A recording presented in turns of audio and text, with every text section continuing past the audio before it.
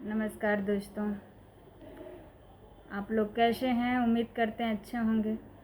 और आप लोगों के बीच में मैं जो कलकत्ता में जो कांड हुआ था, जो डॉक्टर को मारे थे सब, उसके बारे में मैं आपको छोटी सी एक गीत लिखी हूँ और आप लोगों के बीच में मैं सुनाने जा रही हूँ। जैसा लगे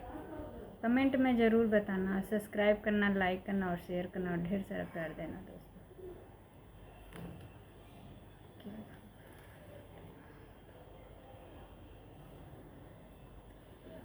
कहेला देशवा के नेताजी भैया, कहेला देशवा के नेताजी भैया, बेटी पढ़ावा भैया, बेटी बचावा हो, बेटी पढ़ावा भैया, बेटी बचावा हो, बेटी पढ़वली भैया, बेटी बचवली हो, बेटी पढ़वली भैया, बेटी बचवली हो,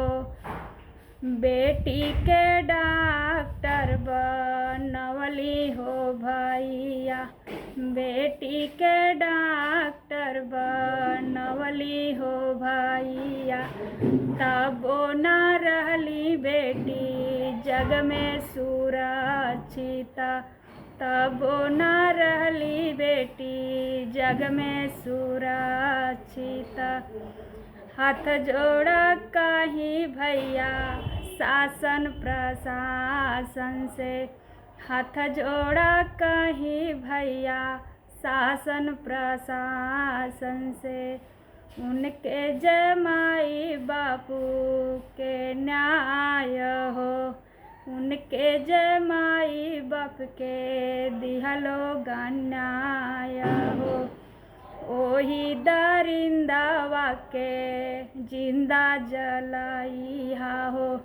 ओही दरिंदावा के जिंदा जलाइहा हो,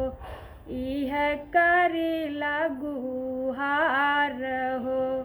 इह करिला हम गुहार